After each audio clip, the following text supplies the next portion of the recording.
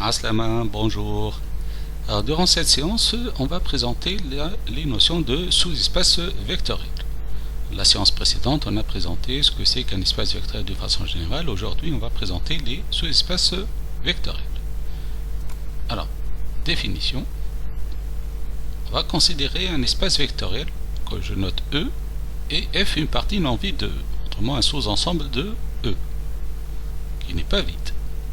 Alors, on dit que F est un sous-espace vectoriel de E lorsque j'ai les deux conditions suivantes. Alors, pour tout élément de F, quel que soit U appartient à F, tout élément V de F, quel que soit V appartient à F, on a U plus V appartient à F. On dit que F est stable pour l'addition. C'est-à-dire que, quels que soient deux éléments quelconques de F, leur addition appartient à F. Ça, c'est ma première condition. La deuxième, c'est que si je prends un réel quelconque, que je note ici alpha, un élément, un vecteur de E qui appartient à F, alpha U appartient à F. On dit que F est stable pour la multiplication par un réel. Alors, si j'ai ces deux conditions-là, et que F est un sous-ensemble non vide de E, E étant un espace vectoriel, on dit que F est un sous-espace vectoriel de E. Exemple. F égale x, y, z appartient à R3 qui vérifie, donc des vecteurs de R3 qui vérifient x plus 2y moins z égale à 0. Alors ça, c'est un sous-ensemble de R3. Et on a vu dans la séance précédente que R3, c'est un espace vectoriel. Est-ce que F est un sous-espace vectoriel? Alors, d'abord, remarquons d'abord que F est une partie de R3. Parce qu'en fait, remarque que tous les éléments de F sont des vecteurs. 1, 1, 3, c'est un élément de F. Et c'est un vecteur. Et en plus, il vérifie cette condition-là. Donc j'ai 1 plus 2 fois 1, 3, moins 3, c'est égal à 0. Alors ça, c'est un vecteur de R3, mais il n'est pas un élément de F. Donc en fait, F, c'est un sous-ensemble de R3. Tous les éléments de F sont des éléments de R3, mais tous les éléments de R3 ne sont pas forcément des éléments de F. Alors, donc c'est un sous-ensemble. Et il n'est pas vide.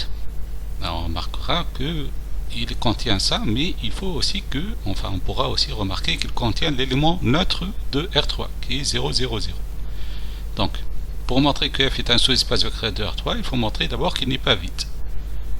Donc, le plus simple, c'est de prendre l'élément neutre. Donc, F est différent de l'ensemble vide, puisqu'il contient l'élément neutre, puisque déjà 0 plus 2 fois 0 moins 0, c'est égal à 0. Donc 0, 0, 0 appartient à F.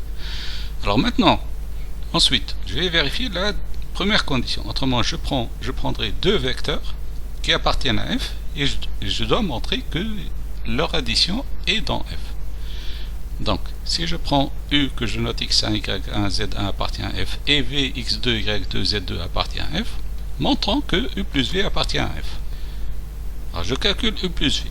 Donc ce vecteur plus ce vecteur, je mettrai les composantes x1 plus x2, y1 plus y2, z1 plus z2. Alors, est-ce que ce vecteur-là, c'est un élément de F? Autrement, est-ce qu'il vérifie cette condition? Ici, je l'ai calculé rapidement. Donc, il faut que j'ai x1 plus x2 qui est la première composante, plus 2 fois y1 plus y2, plus plutôt moins z1 plus z2 soit égal à 0 pour que cet élément soit un vecteur de f. Enfin, je mettrai les x1, y1, z1 ensemble. Alors, pourquoi et les x2, y2, z2 ensemble? Alors, pourquoi ces éléments sont des égaux à 0? Parce que ça, c'est un élément de les x1, y1, z1, c'est un élément de f. Donc, il vérifie cette condition. Donc, tout ceci est égal à 0. Et ça égale 0, donc c'est égal à 0. Par conséquent, ce vecteur-là, c'est un élément de f. Donc, U plus V appartient à f. La première condition, elle est vérifiée. Maintenant, la deuxième condition. Je prends un réel et un élément U de f. On doit montrer que alpha U appartient à f. Donc, je dois calculer alpha U, un peu plus simple ici. Alors, est-ce que ce vecteur, c'est un élément de f? Il doit vérifier, en fait, cette condition-là. Cette condition, c'est alpha x plus 2 alpha y moins alpha z, enfin sur les composantes de alpha x, alpha de ça, hein, de alpha u. Si je mets alpha en facteur, je trouve alpha facteur de x plus 2y moins z. de x plus 2y moins z est égal à 0 puisque u c'est un élément de f. Donc alpha u appartient à f. Donc j'ai cette condition là, elle est vérifiée, celle-là elle est vérifiée. En plus f c'est un ensemble non vide. Conclusion, f est un sous-espace vectoriel de R3. Alors, l'idée ici, enfin vous pouvez me dire que bon, puisqu'on a fait alpha u et puis u plus v, pourquoi on ne pas les faire ensemble, hein, au lieu de faire u plus v tout seul, alpha u tout seul, en fait, on pourra penser à mettre ces deux conditions ensemble. Alors, on peut montrer en fait qu'on peut le faire. D'où le théorème suivant, ou la proposition. Donc, proposition, f est un sous-espace vectoriel de E si et seulement si f est une partie non vide de E et si je prends deux éléments de f quelconque, u et v, deux réels quelconques, alpha u plus bêta v appartient à f. En fait, le alpha u plus bêta v, ça remplace le e plus v tout seul et le alpha u tout seul. Donc si j'ai ces deux conditions-là, je peux dire que f est un sous-espace vectoriel de E. Alors, avant de revenir sur l'exemple précédent et montrer que f est un sous-espace vectoriel de R3, juste deux remarques. Un sous-espace vectoriel est lui-même un espace vectoriel. Alors ça c'est important parce que parfois la question c'est de montrer que un ensemble est un espace vectoriel, donc il suffit de montrer en fait que c'est un sous-espace vectoriel. En pratique c'est ce qu'on fait. Parce que comme vous l'avez vu dans la séance précédente, pour montrer que un ensemble est un espace vectoriel, il faut évidemment que ça remplit beaucoup de conditions. C'est un peu long. Donc généralement, pour montrer que un ensemble est un espace vectoriel, on montre que c'est un sous-espace d'un espace vectoriel qui est connu. Généralement, c'est R3 ou R2, etc. Et la deuxième remarque importante, c'est que tout sous-espace vectoriel de E contient l'élément neutre de E. Donc par exemple, pour montrer que f est un sous-espace vectoriel de R3, il faut qu'il contienne le vecteur 0, 0, 0. Alors justement, on va revenir sur l'exemple pour le traiter avec cette proposition. Donc, dans l'exemple précédent, on avait f égale x, y, z appartient à R3, tel que x plus 2y moins z égale à 0. Et on veut montrer que f est un sous-espace vectoriel de R3. Alors la première chose, c'est que f est non vide et qu'il contient l'élément neutre de R3, qui est donc 0, 0, 0. Ça, c'est une condition nécessaire.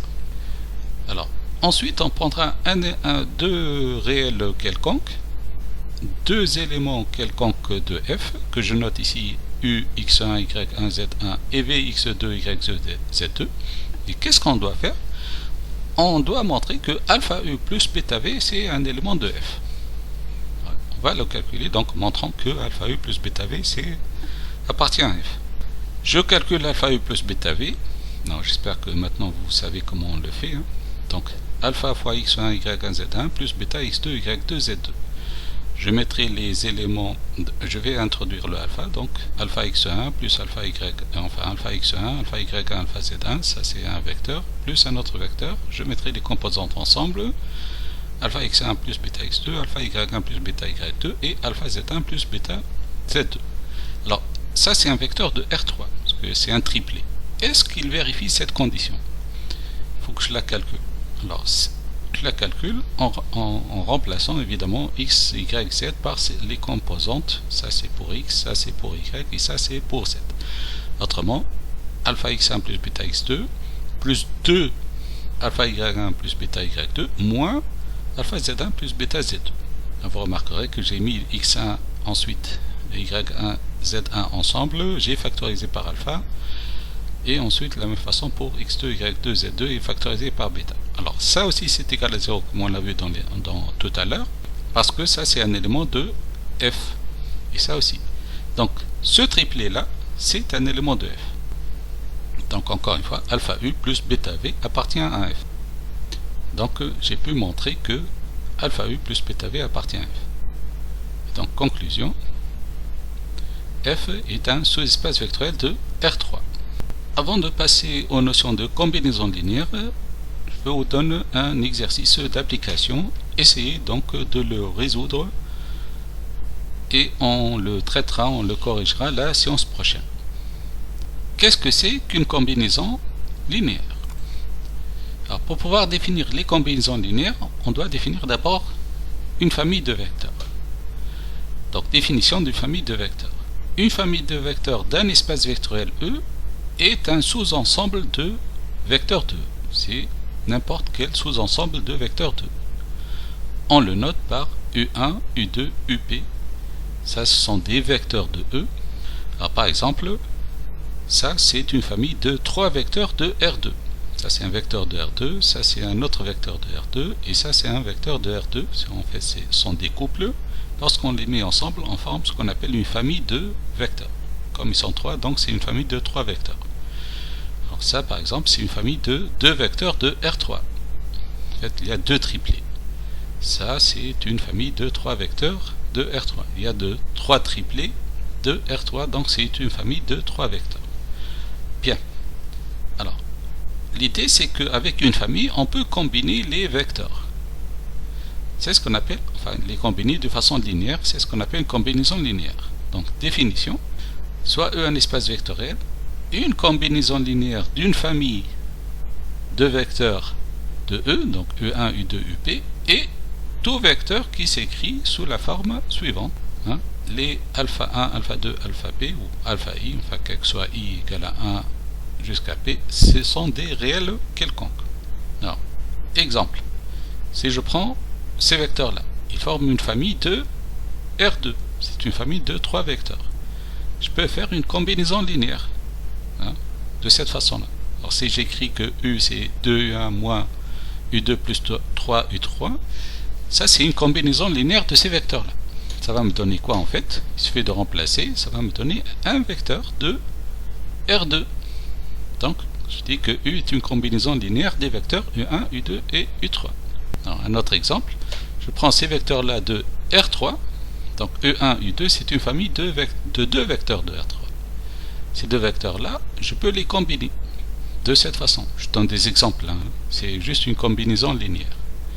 Alors, ça va me donner quoi, ce U? C'est aussi, si je remplace U1 et U2 par leur valeur, ça va me donner un vecteur de R3, évidemment. Donc, on dit que U est une combinaison linéaire des vecteurs U1 et U2. On peut prendre une autre combinaison. V, par exemple, c'est une autre combinaison de U1 et U2. Alors, maintenant, on a un théorème important. Alors, si je prends une famille de vecteurs de E, U1, U2, UP, l'ensemble de toutes les combinaisons linéaires de ces vecteurs-là est un sous-espace vectoriel de E. Il est appelé sous-espace vectoriel engendré par cette famille U1, U2, UP. Et on le note vect de U1, U2, UP.